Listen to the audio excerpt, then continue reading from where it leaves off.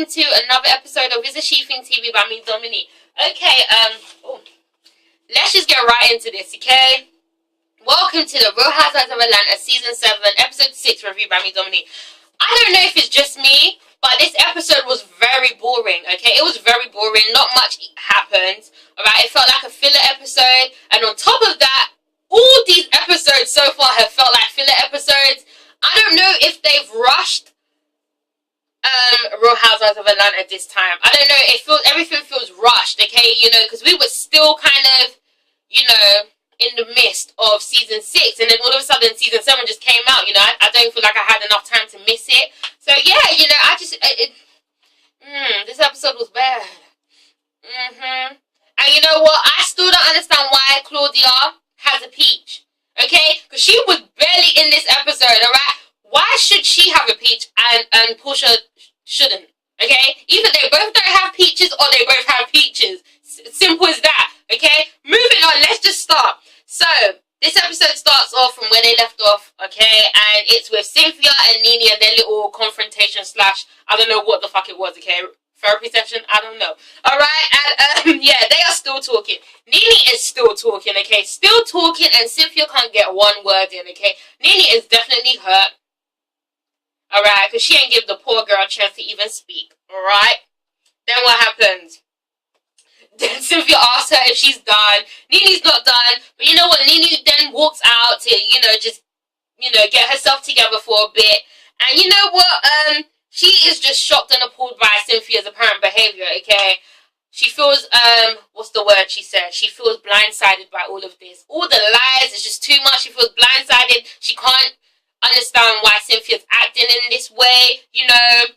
And yeah, all the ladies kind of get the sense that this is definitely stemming from somewhere much deeper, so they all decide to excuse themselves and leave the two ladies alone, okay? Then Cynthia basically talks about how this all comes from the bitch comment, okay?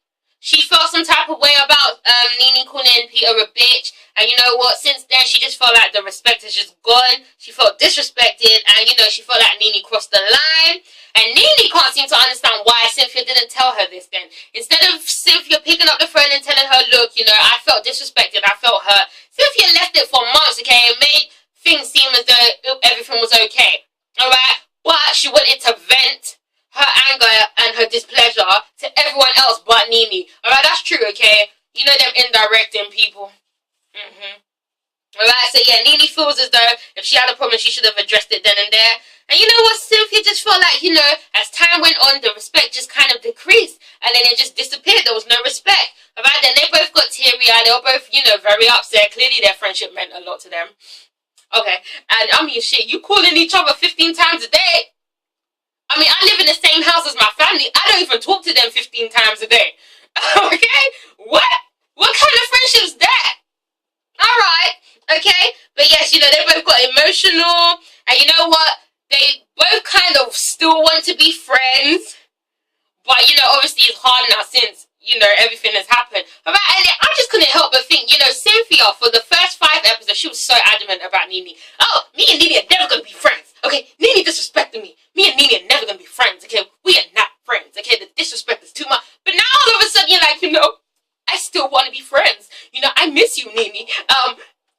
Want to be friends again? I mean, girl, we knew you missed Nene the whole time, okay? We knew it. We saw past all this bullshit, okay? This fuck life behavior. We saw past it. So, the question is, why did you try to act like you wasn't missing Nene instead of being honest with yourself? Okay, what? Because now you look stupid as shit. Now you're going back to the ass. You're going back to it. Alright, but yes, they hug it out and they both cry. It was sad to see, you know. I was happy for them to hug it out, but yeah, I still don't think things are going to go down well. I don't think things are going to go back to how they were. Because I ain't seen no pictures of Nene on her Instagram, and I ain't seen no pictures of Cynthia on Nene's Instagram, so yeah. Alright, moving on. Phaedra Potts Esquire. Okay, the lawyer. You know what, guys? I even forgot Phaedra was a lawyer with all this bullshit that's been going on. I forgot Phaedra was a lawyer slash mortician slash funeral director slash workout DVD specialist. I forgot she was a lawyer. Okay, so what happens? Derek J comes by, okay, and he says that he is being sued by a client. Apparently, the client is claiming that him and he instructed his staff to steal her real hair, okay, and add in some fake hair or something like that. I mean, you know, are these the real cases that are going on in life? What? Stealing hair?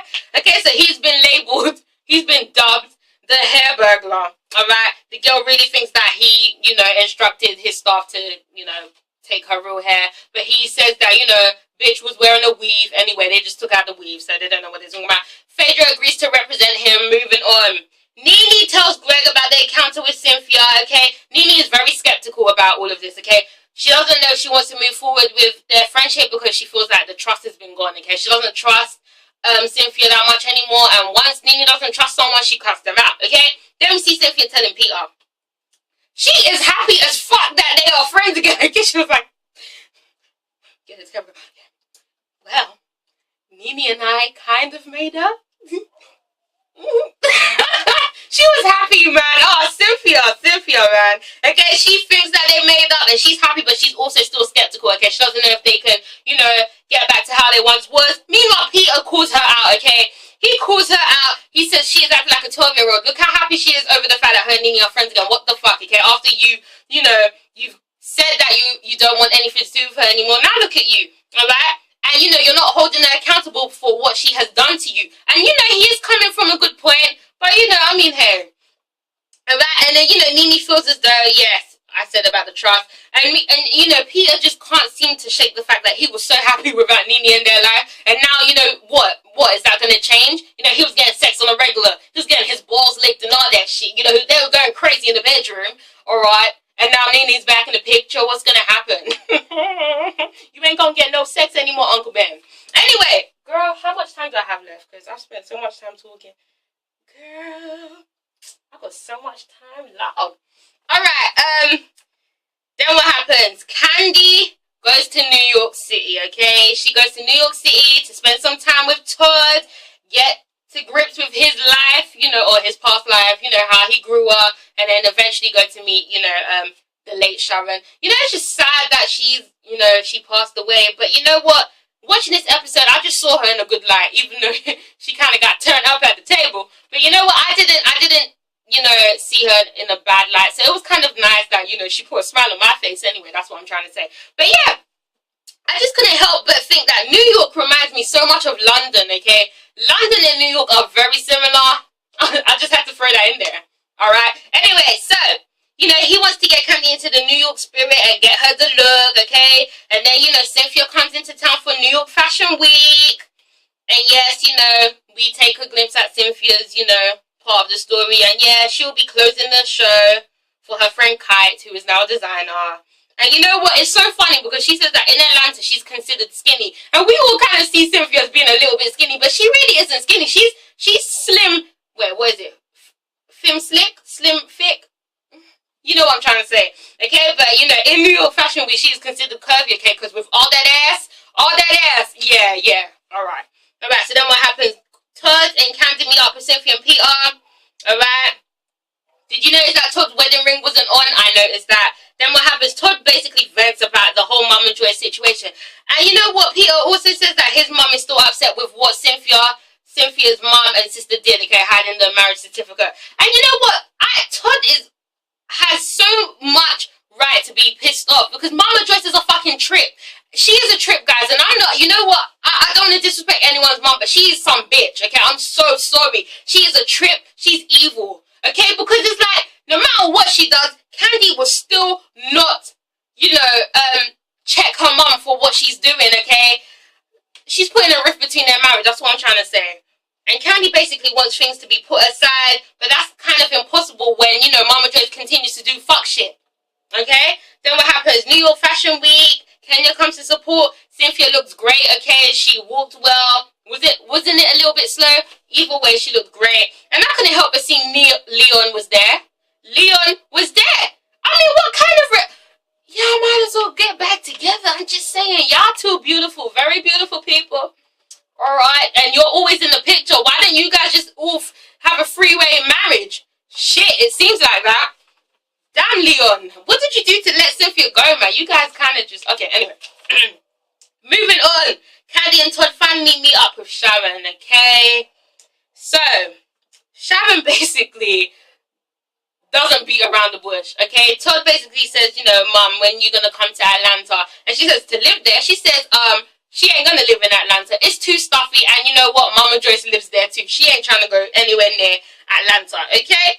And you know what? Sharon just doesn't hold back her feelings, alright? She really doesn't hold back her feelings or her anger or resentment towards Mama Joyce, okay? She says she will catch a case if she has to, alright? And, you know, Candy actually lied about what Mama Joyce said about Sharon, okay? And I don't think we saw that, but yeah. And you know, obviously Sharon saw that and she called out Candy for lying. And you know, Candy's not good with confrontation. She smiles all the time. She's like, okay. And you know what? It was just I don't feel like anything got resolved because Sharon was getting heated by the second, okay? Meanwhile, Candy was trying to diffuse the tension. She wasn't answering questions. She just wasn't, like, it was going absolutely nowhere, okay? Alright, and you know what? All I have to say is if Candy doesn't check this shit soon, I guarantee that her and Todd will not be married for more than 2 years, okay? And I really want these two to make it. I want them to be together, grow old together and all of that. But you know what? If she can't shake off her little, you know, babyish attitude, like, oh, I can't tell my mama nothing, you know, that's my mama, okay? Then you know what? Yeah, your mom's gonna keep doing bullshit. She's gonna keep, you know, taking advantage of, advantage of your,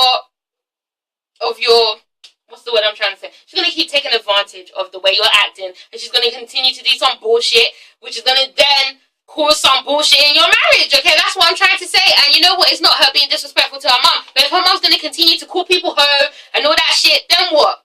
You really think Todd's gonna stick around for that? No. Alright? And you know what? Yeah, Sharon and Todd have all the right to be mad. And then Candy says, you know what? That's just the way her mother rolls. Really? That's your excuse? That's just the way your mother rolls? So, you know, it's alright for her to be a disrespectful old-ass binty, okay? An old-ass bint. Alright, if you don't know what bint is, just go and look it up. Alright? So it's alright for her to be disrespectful as fuck, but because she's old. And that's just the way she rolls. Alright, keep saying that shit, and then when you grow old and lonely, then tell your mom that she has the right to act that way. I mean, that's some bullshit. Sharon was older. She didn't act in that sense. Okay, she didn't act that way, so that's no excuse. And you know, I just can't help but think, so if the roles were reversed, if Sharon was the evil mother, okay, and you know, caused Candy hell, you know, said all this shit about Candy and her family, how would Candy feel? Would she still be smiling and saying, well, you know, that's just how Todd's mother rolls? Would she be saying that shit? No, she would not, okay? So, you know, put the shoe on the other foot. Alright? Yes. Then what happens? Then Sharon threatens to, you know, punch Mama Joyce. And you know what? I just really hope that, you know, before Sharon passed, that her and Mama Joyce were able to resolve things. I really don't think they did. I really don't think they had the chance to sit and resolve anything, and that's just really sad, you know. And you could see that Todd was very fond of his mother, and you know, it's just sad that things had to go down that way, because now nothing will ever be resolved again, and Todd's definitely gonna have some resentment no matter what. Okay, but guys, this episode was boring as shit. Alright, it was very boring, you know, I wasn't feeling it, and you know what, I'm not here for all the other episodes being like this, okay? They need to change shit up, but I really do feel as though next week, things are gonna start getting better, okay, or more interesting, because, the cameras turned to Phaedra, okay? I'm sure we saw her crying, it looks like it, and you know what? Apollo is back in the pit. When is he gonna go to jail? When are you gonna go jail, Apollo? Why are you still here? Gosh, okay, but you know what, he's back in the picture, and he's all trying to hug up on Phaedra like he ain't done shit. You know what, he lucky his wife is Phaedra, or was Phaedra, okay, because if not, I would have knocked him the fuck out. He has the cheek. You are sitting here acting like you ain't done shit. You haven't put her through shit, and you have the audacity to sit there and hug her. Are you serious? Oh my god, Phaedra, I commend her, and that's why I love her so much, because yes, she can be shady and she has her little ways, but she holds it up so well, okay? Because if that was me, the cameras won't be rolling. Shit. But guys, this is SheThingTV. Comment, like, subscribe. Thank you for watching, and I'll see you next week. I can't wait. Peace out.